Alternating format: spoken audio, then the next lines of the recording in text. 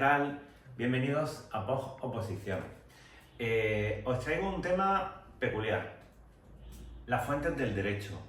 En la mayoría de temarios de administraciones locales nos vamos a encontrar con este tema, las fuentes del derecho. Y siempre me hacen la misma pregunta, ¿dónde puedo encontrar las fuentes del derecho? He mirado en la Constitución, en la Ley 39, en la Ley 40, ¿dónde aparece? Bueno, en la Constitución nos mencionan algunas de las fuentes del derecho, pero ni mucho menos todas. Tendríamos que coger el Código Civil, irnos a los primeros artículos del Código Civil y ver también algunas de esas fuentes del derecho. Pero en la mayoría de los casos, cuando tengamos que trabajar con las fuentes del derecho, nos vamos a encontrar con que tengamos que usar temas elaborados, como este. Los hay muchos, los podéis encontrar en internet, nosotros tenemos uno bastante bueno, pero no vamos a encontrar en ninguna ley artículos concretos donde podamos utilizar o podamos encontrar el contenido específico que nos piden de las fuentes del derecho. A mí me gusta trabajar con este tema porque es concreto y lo que quiero deciros es que cuando os encontréis con que os piden un tema llamado las fuentes del derecho, no nos volvamos locos. Necesitamos 4 o 5 folios, no es un tema más grande que eso. Y vamos a utilizar cuestiones que aparecen, como decía, en el Código Civil, sobre todo en la Constitución, pero también utilizaremos legislación autonómica. Voy a utilizar la pizarra para hacer una esquemita, que creo que es lo más sensato que podemos hacer a la hora de explicar las fuentes del derecho. Si me dais un segundito, vamos a abrir la pizarra y nos vamos a poder hacer este esquema que nos va a venir genial. Aquí.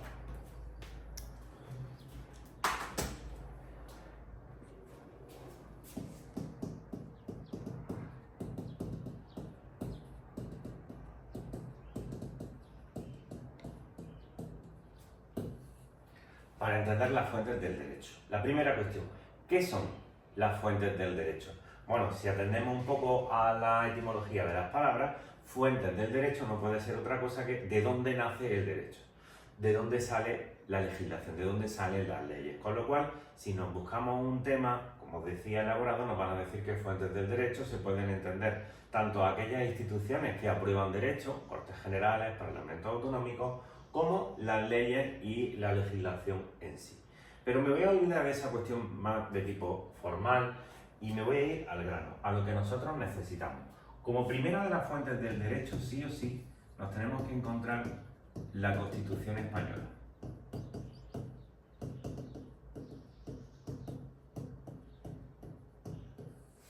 Yo siempre digo que la Constitución española es como una sombrilla de playa.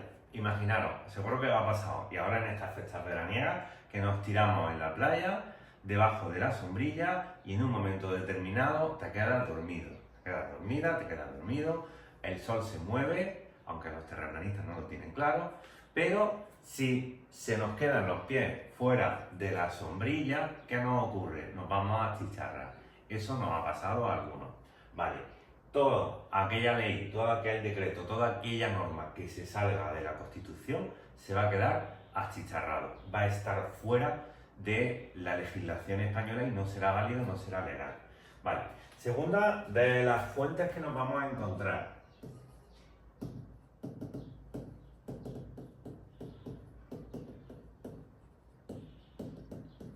El derecho europeo. Vale. El derecho europeo va a tener bastante trascendencia y nos podemos encontrar con que en algunos casos, algunos autores incluso lo ponen encima de la Constitución española. Yo creo que eso no es lo más correcto, porque si pensamos en legislación europea que nos ha afectado en el ámbito español, estoy pensando en el reglamento de protección de datos europeo, estoy pensando en alguna otra norma que se apruebe en Europa y entra en vigor automáticamente en España, si esa legislación europea va contra la Constitución española, no puede entrar en vigor si no adaptamos nuestra Constitución. No puede entrar en vigor. Con lo cual la Constitución sigue estando por encima. ¿Vale? Y ahora llegamos al punto más delicado de este tema. El punto más delicado cuando tengamos que ver las fuentes del derecho.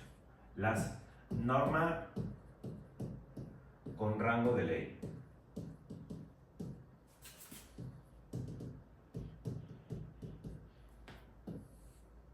Digamos que esta sería la medalla de bronce, la tercera de las fuentes por escalafón, por jerarquía. Y esto va a ser importante porque una de las cosas que nos dice la Constitución española y luego nos dirá la Ley 39 es que una norma inferior no puede contradecir a una norma superior, con lo cual una ley no puede contradecir a la Constitución española, con lo cual el derecho europeo no puede contradecir a la Constitución española.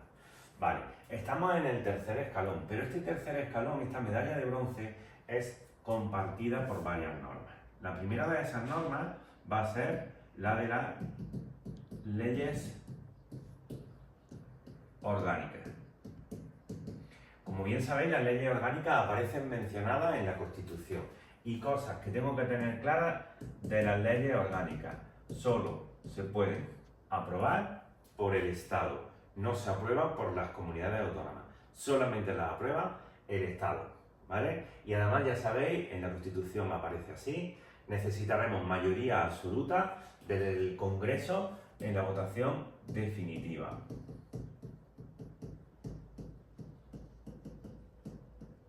Vale. Y además las leyes orgánicas van a regular derechos fundamentales del título 1 de la Constitución, así como aquellas otras materias que establece la propia Constitución, la regulación de determinadas instituciones, la legislación electoral, los estatutos de autonomía, todos son leyes orgánicas, son leyes del Estado y se aprueban por mayoría absoluta en el Congreso. Luego nos vamos a encontrar las leyes ordinarias.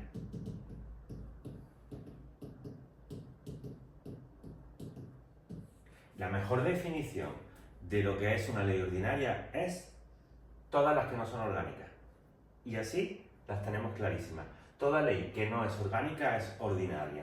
¿Y cuál es la gran diferencia entre las leyes orgánicas y las leyes ordinarias?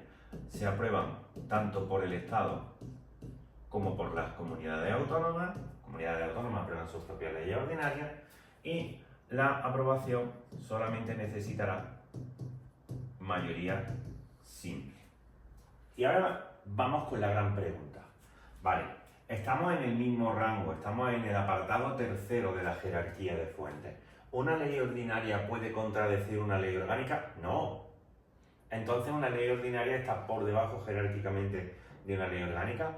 Tampoco. No hay jerarquía entre ellas. Están en el mismo escalón. Con lo cual, no va a haber contradicciones. ¿Por qué no va a haber contradicciones? Porque se van a dedicar a cosas diferentes. Las leyes orgánicas regulan derechos fundamentales, instituciones constitucionales y aquellas otras cuestiones que aparecen en la propia Constitución. Las leyes ordinarias se dedicarán a otra cosa. Con lo cual, si una ley ordinaria necesita regular alguna cuestión específica de las leyes orgánicas, ya no puede ser ley ordinaria y tendrá que tramitarse como orgánica. Por eso no va a haber contradicciones entre ellas, porque se dedican a ámbitos distintos. Vale. Seguimos en este tercer escalón.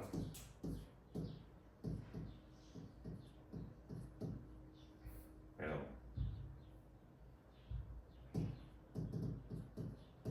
Los decretos ley y los decretos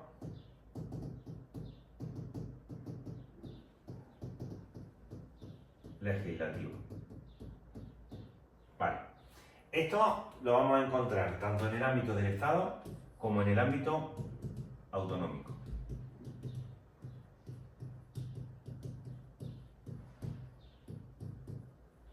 Y lo vamos a encontrar tanto en la Constitución, cuando hablemos de los decretos ley del Estado, como en la legislación, los estatutos autonómicos, la legislación autonómica, cuando hablemos de los decretos ley y decretos legislativos autonómicos.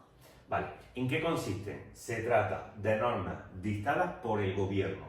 Hasta aquí habíamos visto que las leyes las aprueban o las Cortes Generales o los Parlamentos Autonómicos, es decir, las cámaras legislativas, pero nos vamos a encontrar con que el gobierno, el Poder Ejecutivo, puede aprobar normas con rango de ley. Y además están en el mismo escalón, en este tercer escalón de las normas con rango de ley, con las leyes orgánicas y las ordinarias.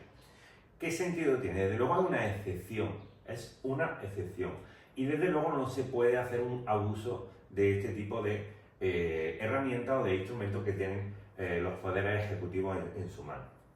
En la definición de decretos ley, tanto en la definición de los decretos ley de la Constitución como de las diferentes legislaciones autonómicas, nos encontramos que los decretos ley se pueden utilizar en casos de extraordinaria y urgente necesidad. Extraordinaria y urgente necesidad. Es decir, un gobierno, sea estatal, sea autonómico, en caso de extraordinaria y urgente necesidad, que no puede esperar a la tramitación de una ley, se arroga, coge la posibilidad, coge la potestad que tiene de aprobar una norma con rango de ley y queda aprobada. Y entra en vigor automáticamente. Pero la clave del asunto, dado que se le concede esta potestad extraordinaria, le vamos a dar también una obligación. Y esa obligación será la de que tendrán que acudir, caso del Estado, al Congreso, caso autonómico, al Parlamento correspondiente, en el plazo de 30 días para convalidar esa norma. Si no acuden o acuden y no la consiguen convalidar, ese decreto ley quedará derogado. ¿Vale? Con lo cual, esta cuestión interesante. En cambio, los decretos legislativos son otra fórmula. Son prácticamente lo contrario.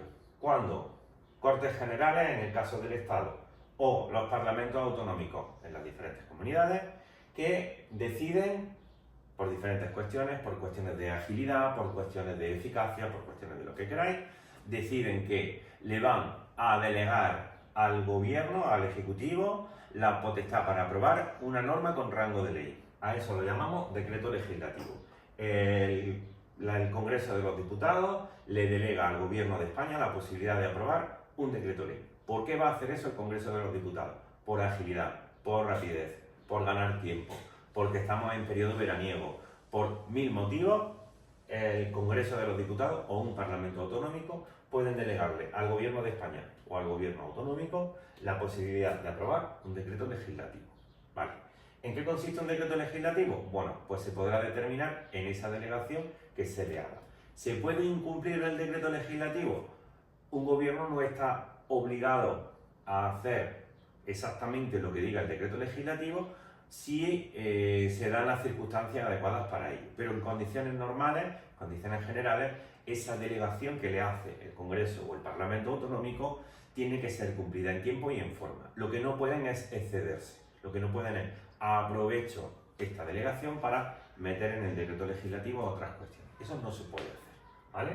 Con lo cual, cuidado con estas 4 normas con rango de ley. Os he dicho, entre las leyes orgánicas y las leyes ordinarias no hay jerarquía, se dedican a cosas distintas. Y entre los decretos ley y decretos legislativos, bueno, en mi opinión, estas 3 normas, decreto ley, decreto legislativo y leyes ordinarias, están en el mismo ámbito, se pueden regular las mismas cuestiones, nunca cuestiones relacionadas con las leyes orgánicas, con lo cual nunca entrarán en contradicción.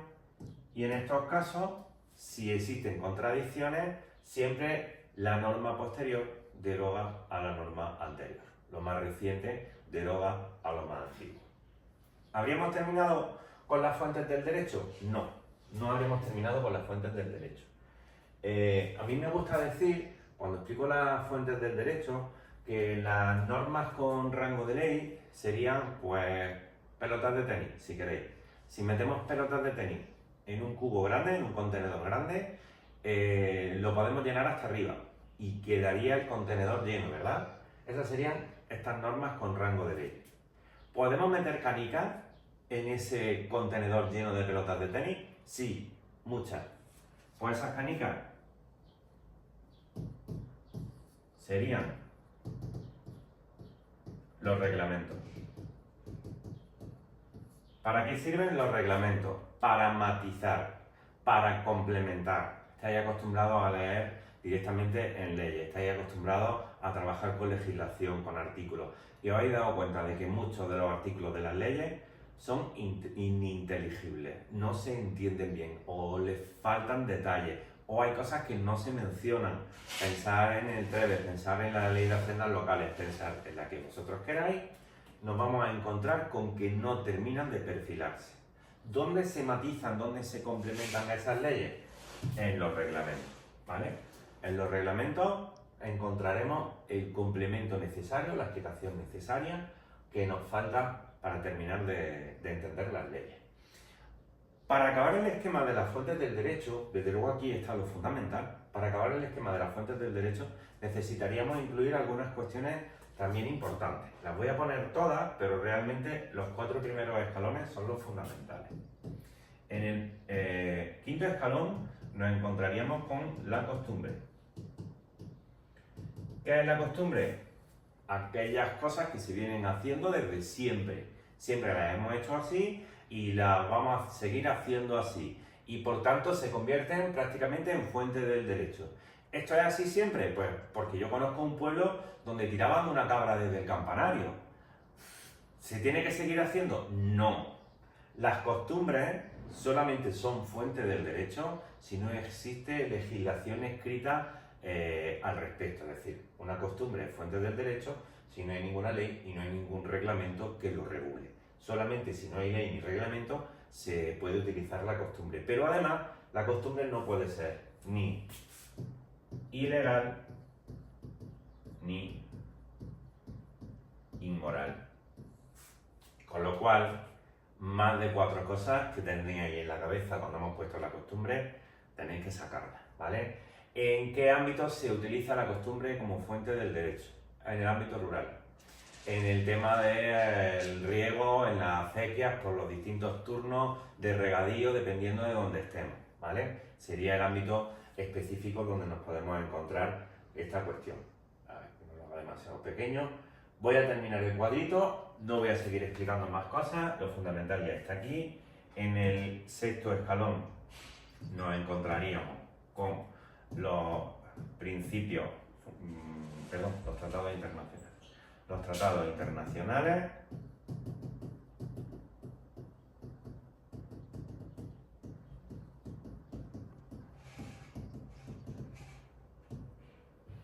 en el séptimo escalón, los principios fundamentales del derecho.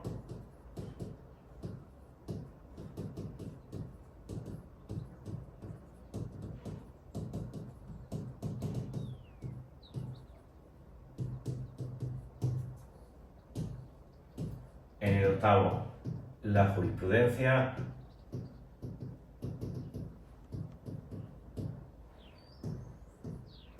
Y en el noveno, la doctrina jurídica. Aquí lo tenéis. Todas estas son las fuentes del derecho. No quiero que quede demasiado pequeño. Si alguien lo quiere copiar, aquí tendríais esquematizado este temita de las fuentes del derecho. Lo que nos queda sería completarlo, buscar los artículos adecuados, pero con este esquema no se os está quedando fuera nada. Las 4 primeras fuentes son las fundamentales. Espero que os haya servido y que os venga muy bien para completar vuestro estudio. Muchas gracias.